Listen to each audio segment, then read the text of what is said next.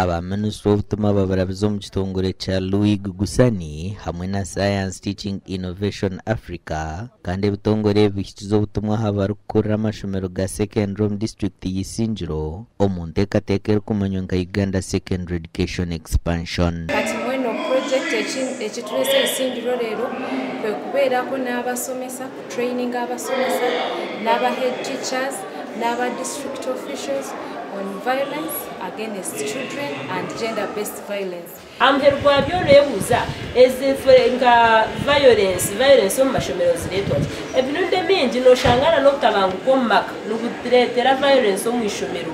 Omwana aije omu ishomero nk'omwana w'omwishiki katuteekateeke oshanga omwana w'omwishiki yasiga omukishe na nyina barwanire. Obu yasiga omukishe na nyina barwanire kana ishomero taine na pads.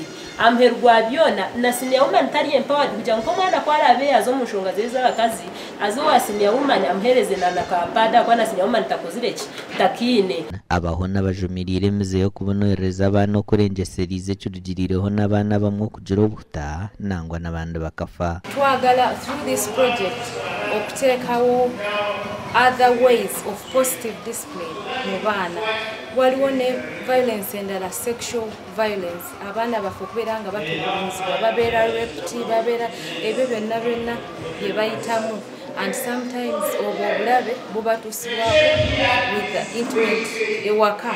Domestic violence kwakuza mu kurwana abaana barimwa kushoma kisho kyonka na noboro abantu abatakoze tukafuna akasente obundi ka fees kagira ki ka fees kabura na nabana bandi nibatwara bakiri mu mashomero bakiri bato. Abantu bagira ngo omushomo guhindwire cyangwa na munonga hakuhereza abana barugiro mu mashomero omugisha gwo kushoma. Tunkabegesa ecyamani nsako gisabe abedini tugisaba shomesa bitu tugisaba shomesa bona tugisoma na witu tugizeho munonga tumushomesa kirebeka ya umwana mulungi yashomaje kandi yahezaje. Omugani makuru ko muringo gumwe go kutungura ebyobwegeso mu mashomero ga primary erizo abebembeza omugombora ya Kyabujimbe batongoza ihuriro yo gabe byoma byo kutera hamwe no kushohoza ebibuzo by'abeji amashomero gatagire kubigura heru. Tugerezoho turiyo twenda kugezaho kureba ngo mwaka 2025 amashomero go muri Kyabujimbe na munonga ga primary na secondary ngakora je munonga aha district Bushenyi. Ejo machine neija kutuyamba neija kuyamba ishomero kandi nabanisha bati cyaza baryahaye utilize this machine.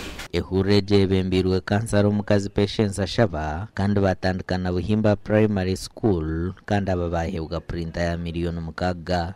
Reka hata abana bagume bakore za test abo kuba tubiri tuzagura exam zoshanga mu teacher yo naza Bushenyi kuzagure buzo bati ibyo byoneri izo baningira mu byakoma and didirko maisha ya Abraham akati de mwana and what caused him to have a child was generosity. Because like the strangers they were angels but they came as human beings so kama ni strangers. Get dates from the examination plans. But I think now we shall have a chance not to miss any examination. Patience nagira ngo nibija kubugana n'abashomesa bona bari mu Kyabujimbe okuganiraho nabo amakora gagasha kwa Ruth Nwamanya na Michael atwakire.